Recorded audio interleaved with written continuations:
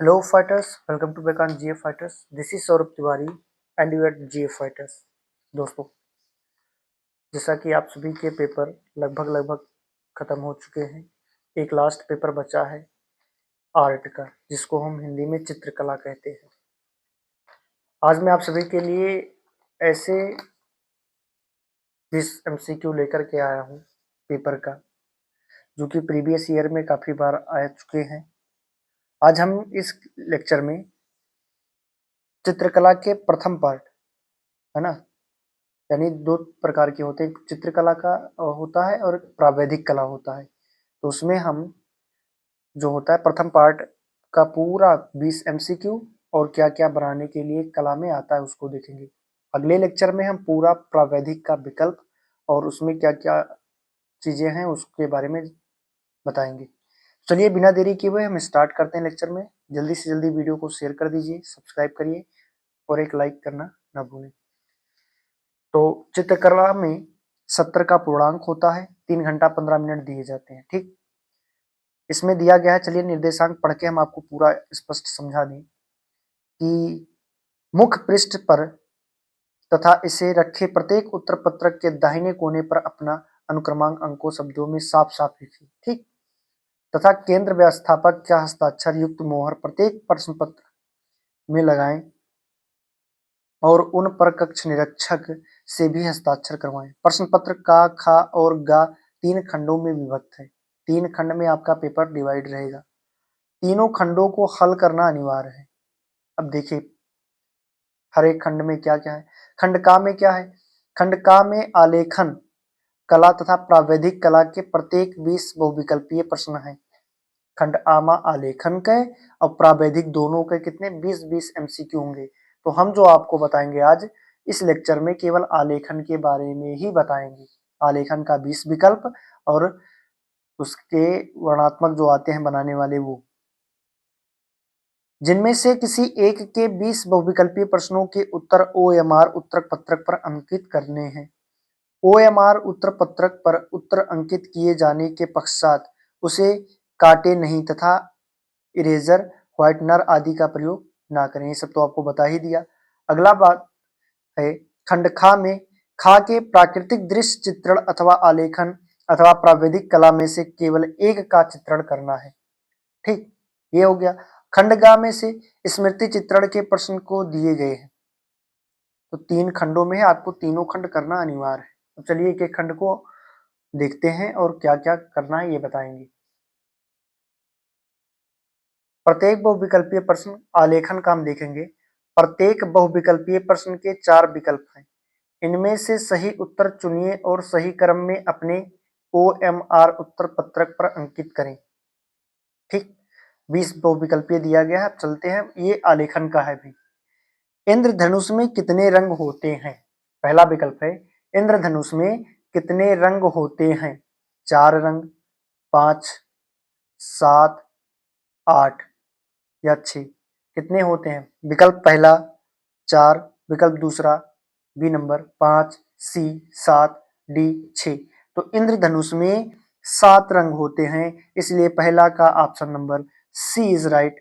क्या होगा? पहले का ऑप्शन सी इज राइट। फिर अगला क्वेश्चन है कि नीले रंग नेत्रों पर कौन सा प्रभाव डालता है? यहां देखेंगे, एक सेकंड। नीले रंग नेत्रों पर कौन सा प्रभाव डालता है?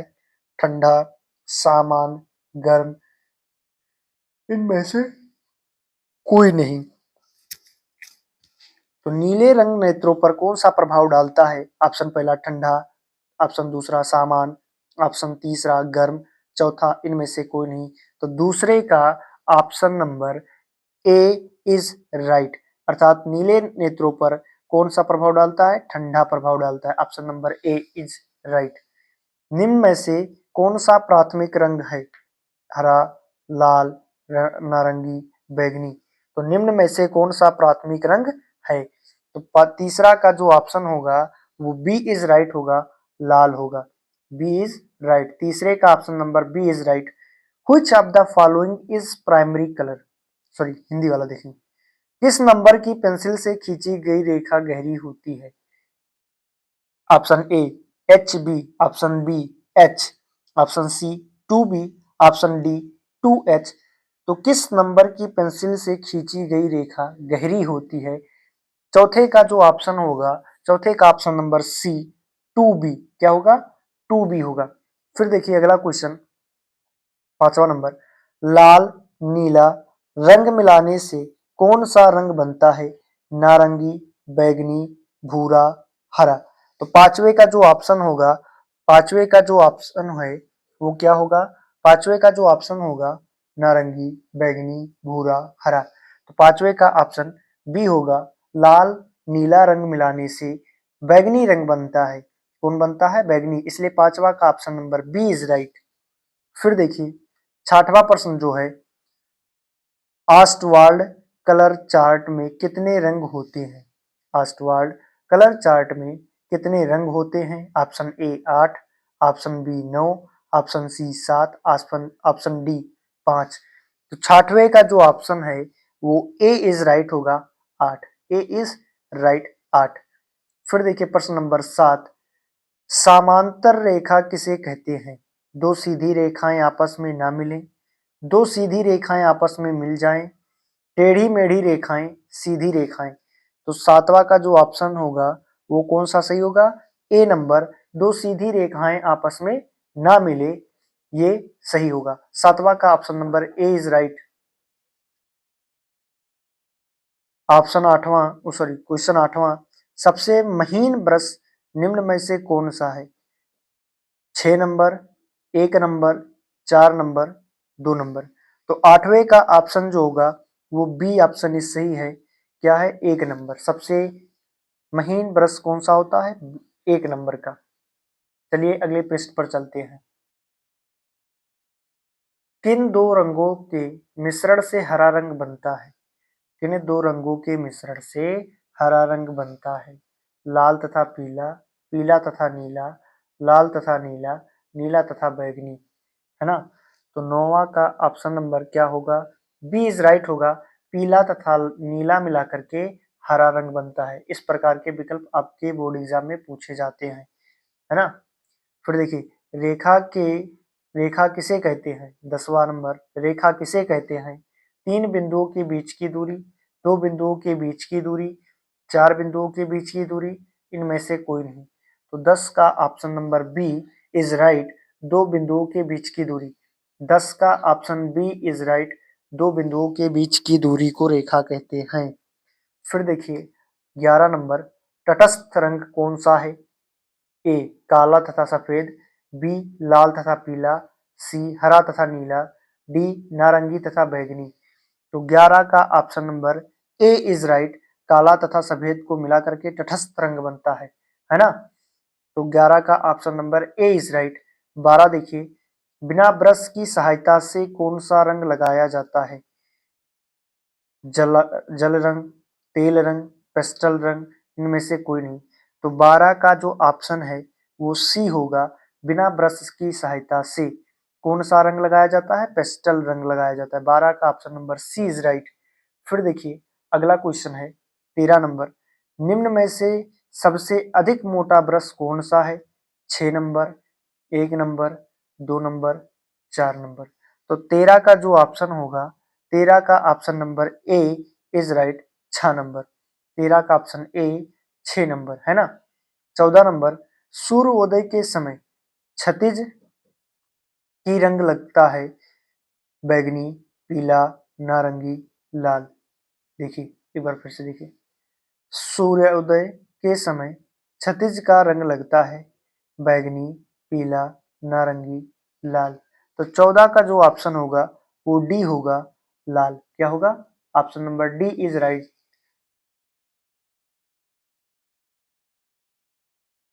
कौन सा आकार आलेखन के लिए उपयुक्त नहीं है? वर्गाकार, त्रिभुजाकार, वृत्ताकार, कोण। तो 15 का जो ऑप्शन होगा वो डी होगा, कोण होगा। क्या होगा? कोण। 15 का ऑप्शन नंबर डी कोण होगा। निम्न में से कौन सा रंग गर्म है? आसमानी, लाल, नीला, धानी। 16 का जो ऑप्शन होगा, 16 का ऑप्शन नंबर बी लाल होगा। क्या होगा? लाल होगा। 17 का देखिए, निम्न में से किस प्रकार की पेंसिल से खींची गई रेखा हल्की होती है? निम्न में से किस प्रकार की पेंसिल से खींची गई रेखा हल्की होती है? 17 का जो ऑप्शन है क्या है? सी। 17 का ऑप्शन नंबर सी 2H। 17 का ऑप्शन नंबर सी 2H। 18 देखिए, द्वितीयक रंग कितने होते हैं? 6, 3, 2, 8। द्वितीयक रंग कितने होते हैं? 6, 3, 2, 8। 18 का ऑप्शन जो है, 18 का ऑप्शन नंबर बी, 18 का ऑप्शन नंबर बी 3। द्वितीयक रंग कितने होते हैं? 3 होते हैं। फिर देखिए 19वां विकल्प जो आपका है, रंग माध्यम में अधिक पारदर्शी कौन सा है? जल रंग, poster colour, pastel colour, oil colour. तो 19 का जो ऑप्शन होगा वो ए होगा, जल रंग।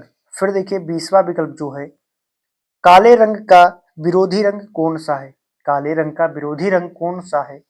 हरा, सफेद, लाल, पीला। इसका जो ऑप्शन होगा वो बी होगा, सफेद। काले रंग का विरोधी रंग कौन सा है? सफेद है। 20 का option number B is right.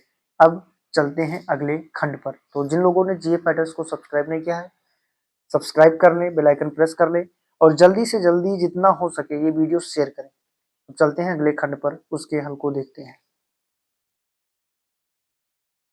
खंड खा है जो, इस खंड में प्राकृतिक दृश्य अथवा आलेखन अथवा प्रावैधिक कला में से केवल एक ही चित्र करना है। 3 चीजें दिया गया है, उनमें से किसी एक को करना है। अब आप आलेखन कर रहे हो तो प्रावैधिक नहीं छुओगे, प्राकृतिक कर रहे हो तो आलेखन और प्रावैधिक दोनों नहीं छुओगे, अगर प्रावैधिक कर रहे हो तो प्राकृतिक दृश्य और आलेखन नहीं करोगे। ठीक। अब देखते हैं, जैसे प्रश्न दिया गया कि अपने उत्तर पत्रक पर सामान हंसिया छोड़ते हुए 22 सेमी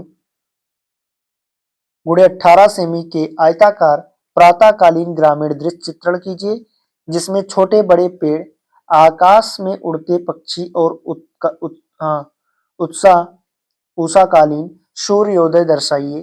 चित्र में जंगलों अथवा पोस्टर रंगों का प्रयोग कीजिए। जल रंग हेतु व्हाइट मेन पेपर और पेस्टल रंग हेतु पेस्टल पेपर का प्रयोग करें। चित्रांकन करते समय निम्नलिखित बातों का ध्यान रखें। सही अनुपात एवं परिप्रेक्ष्य के लिए 10 नंबर, संयोजन के 5 नंबर, सुसंगत रंगों का प्रयोग 10 नंबर, आकर्षक एवं सामान्य प्रभाव 5 नंबर। तो 5 5 10, 10 20 और 10 30, 30 नंबर के आपका ही खंड बा रहेगा। अब अगला खंड देखते हैं। 20 सेमी व्यास वृत्त में अल्पना डिजाइन की मौलिक इकाई बनाइए जो दीपावली पर्व हेतु उपयुक्त हो। आलेखन किसी भारतीय फूल पत्तियों कलियों पर आधारित हो। ट्रेसिंग करना वर्जित है। आलेखन में किन्हीं 3 जल रंगों का प्रयोग कीजिए। आलेखन में निम्नलिखित बातों का ध्यान रखिए। इकाई की मौलिकता, उसके बाद दूसरा जो है लयात्मक रेखांकन, तीसरा सुसंगत रंगों का चयन एवं प्रयोग, चौथा सामान्य प्रभाव एवं आकर्षण। 30 नंबर का ये भी है। अगला आपका जो प्रावैधिक होगा वो अगले लेक्चर में बताया जाएगा, इसमें केवल हम आलेखन के बारे में ही चर्चा करेंगे। अब देखिए खंड गा जो है, इस प्रश्न पत्र के 2 भाग हैं, का और खा, दोनों ही भागों का चित्र बनाना अनिवार्य है। निम्नलिखित में से किसी एक का स्मृति चित्रण पेंसिल के माध्यम से बनाइए। चित्र की माप 15 सेमी से कम ना हो। चित्र में निम्नलिखित बिंदुओं पर ध्यान दें। रेखा स्वस्थ, आकृति की अनुरूपता, पत्तियों की पहला जो है वो रेखा स्वस्थ, आकृति की अनुरूपता 10 नंबर के। ठीक। अब का चाहे पत्ती सहित आम बनाओ, केला बनाओ, बैगन बनाओ, पपीता बनाओ, किसी एक का बनावे के 10 नंबर मिल जाइए आपका, है ना। अगला जो है खा नंबर, निम्नलिखित में से किसी एक का स्मृति चित्रण पेंसिल द्वारा कीजिए। 15 सेमी से कम ना हो। चाहे रेखा सौष्ठव या आकृति अनुपात ये दोनों सही है तो आपका 10 नंबर मिली। खुला छाता बनाओ, बाल्टी मग बनाओ, पुस्तक पर रखी कलम बनाओ, टेबल लैंप बनाओ। इन दोनों में से एक एक बनाना है, दोनों खंडों में से, ठीक, का और खा में से। अब आप किसी एक इन चारों में से ले लो, किसी एक इस चारों में से ले लो, 10 10 20 नंबर के आपको ये होगा। अब चलते हैं। हाँ, तो ये आपका आलेखन का जो है पेपर ये समाप्त हुआ। तो जैसे हमने आप लोगों को स्टार्टिंग में बताया था कि इस लेक्चर में हम आपको चित्रकला के आलेखन पार्ट का ही जिक्र करेंगे, है ना, जिसमें हम आपको 20 नंबर आलेखन के बता दिए और क्या क्या बनाना था प्राकृतिक दृश्य आलेखन में, और 10 नंबर स्मृति चित्रण में जो है 20 नंबर का, है ना, सब पर चर्चा हो गया, सबका विकल्प बता दिए। अगला लेक्चर जो हम आपके लिए लेकर के आएंगे चित्रकला का, वो पेवर प्रावैधिक वाले बच्चों के लिए है, जो आलेखन ना करके प्रावैधिक को हल करना चाहते हैं, उनके लिए वो लेक्चर रहेगा। चलिए दोस्तों, मिलते हैं अगले वीडियो में, तब तक के लिए जय हिंद दोस्तों, बाय बाय, टेक केयर।